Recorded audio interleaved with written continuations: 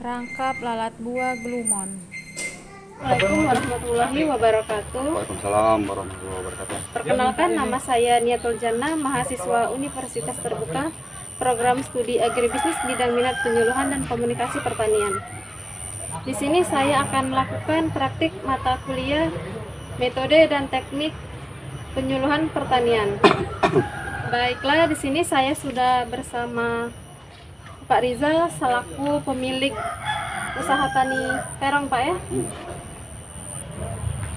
Baiklah Pak, di sini izin saya akan mewawancarai Bapak tentang usaha tani yang Bapak lakukan.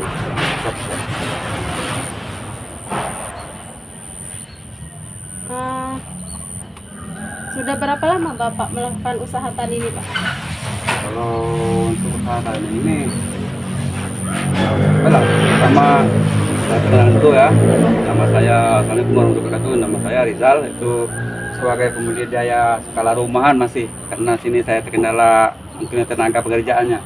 Jadi untuk usaha tani ini mungkin sudah beberapa tahun terakhir ini, mungkin dalam kurun waktu 5 tahun ini sudah berjalan ya, tapi masih skala rumahan.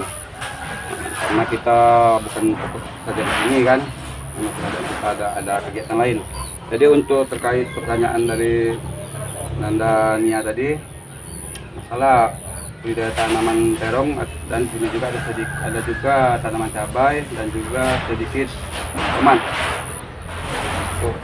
Ini usaha ini mungkin kalau yang ini umurnya lebih kurang 1 bulan lebih dari masa tanam. 1 bulan setelah tanam berarti? 1 bulan. Itu untuk seluruhnya atau khusus terong saja? Ini untuk terong. Untuk terong. Terong. Terong. Nah, Untuk cabai sama tomatnya sendiri? Nah, itu setelah terong baru apa lebih kurang saya lupa ini.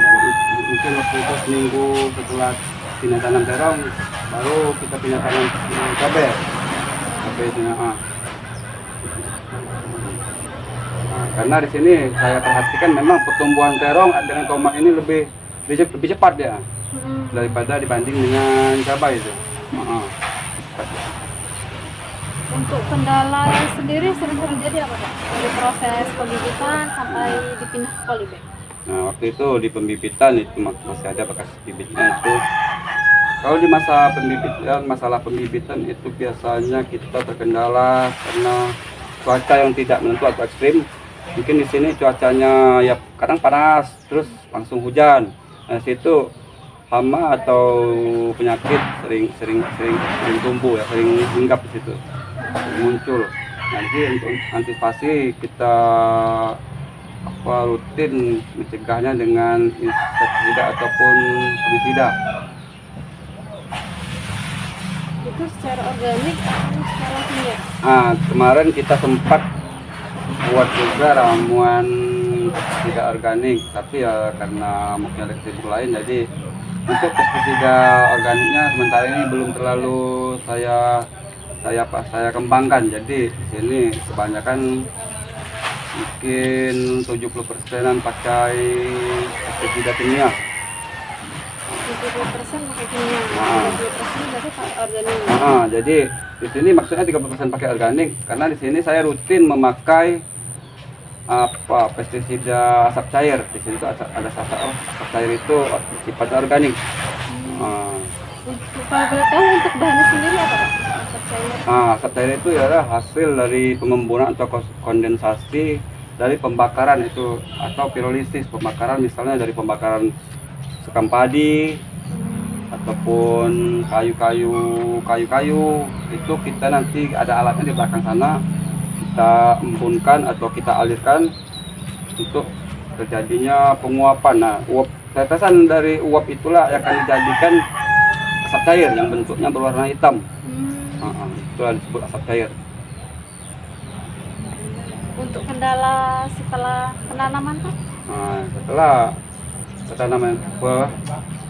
penanaman biasanya masih terkait masalah cuaca tadi, karena masih cuaca kita hujan, masih masuk musim hujan.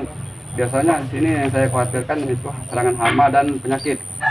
Maka langkah yang saya ambil, saya rutin setiap 5 hari sekali saya spray atau saya semprot pakai pestisida, baik itu fungisida yang sifatnya fungisida maupun insektisida untuk mencegah hama. Di sini karena terutama di daun-daun lebar ini seperti terong sudah nampak itu ada kutu putih atau biasa disebut kutu kebul. Tapi alhamdulillah serang itu bisa kita tekan karena saya rutin menyepray atau menyemprot dengan insektisida. Sudah dicegah dari dini. Jadi penyakitnya sudah sedini mungkin langsung diserang, langsung diaplikasikan itu insektisidanya. Baiklah Pak, saya di sini izin untuk memberikan inovasi. Mungkin di sini karena tanaman yang Bapak budidayakan belum berbuah ya Pak? Iya, baru masuk belajar berbunga itu fase generatif. Di sini saya memberikan inovasi yaitu perangkap buah glumon. Oh iya. Di sini manfaatnya untuk mengurangi hama dewasa yang merugikan Pak, seperti lalat buah dan memantau populasi serangga yang ada di sekitar tanaman. Perangkap ini juga tahan lama Pak dan mudah untuk digunakan. Sifatnya perangkap buah glumon ini tidak beracun karena glumonnya aman, tidak mengandung bahan kimia yang berbahaya. Setelah itu perangkap glumon ini juga dapat membantu mencegah busuk buah pada tanaman terong seperti yang Bapak budidayakan dan mengurangi populasi lalat buah yang dapat menulari buah dan menyebabkan pembusukan. Seperti itu Pak, manfaat dari perangkap buah glumon ini. Mungkin caranya nanti bisa kita perhatikan di 2 minggu kemudian Pak. Biasanya bahan yang digunakan yaitu sedikit Pak, seperti botol untuk alat perangkapnya. Biasanya botol itu dicetak dengan warna yang terang untuk memikat seperti lalat buah itu, seperti warna kuning atau oranye. Setelah itu untuk glumonnya tadi diolesi Pak, seperti lem cairan seperti itu. Bisa ditancapkan saja atau ditancapkan di sini lah Pak, misalnya di sini. Sekitar ya. Sekitar tanaman ini biar lalat tadi kan menarik gitu Pak. Si perangkap tadi menarik perhatian si lalat tadi. Nah, menurut Bapak, bagaimana tanggapan mengenai inovasi yang saya jelaskan tadi Pak, mengenai perangkap buah glumon ini? Kalau menurut saya pribadi ya, inovasi yang Dania tawarkan itu sangat bagus ya. Karena di situ saya dengar dari deskripsinya ataupun keterangan dari Dania cukup ramah ya. Itu karena katanya bahan kimianya cenderung sedikit, lebih aman lah untuk lingkungan atau kita sebagai penggunanya. So ya, alangkah baiknya nanti kita coba dulu. Ya, coba baru ketahuan. Saya rasa ketahuan nanti mana kelebihan dan kekurangannya. Situlah sebagai kampanye atau saran saya dulu. Selanjutnya, bagaimana jika perangkap buah glumon ini digunakan di lahan Bapak? Oh ya, kalau saya pribadi ya, Bapak bagus itu. Kalau tempat dicobanya ya, importnya, bisa dilakukan di sini. Selanjutnya, jika perangkap buah glumon ini digunakan, adakah kendalanya Pak? Untuk kendala mungkin kalau melihat dari apa ya, mungkin dari literasi atau dari artikel yang ada. Kalau ada pengalaman, segi pengalaman belum ya saya. Karena selama ini kita gunakan itu pakai insektisida atau pestisida yang kimia yang untuk mencegah atau mengurangi mengendalikan penyakit patek yang disebabkan oleh lalat buah sendiri.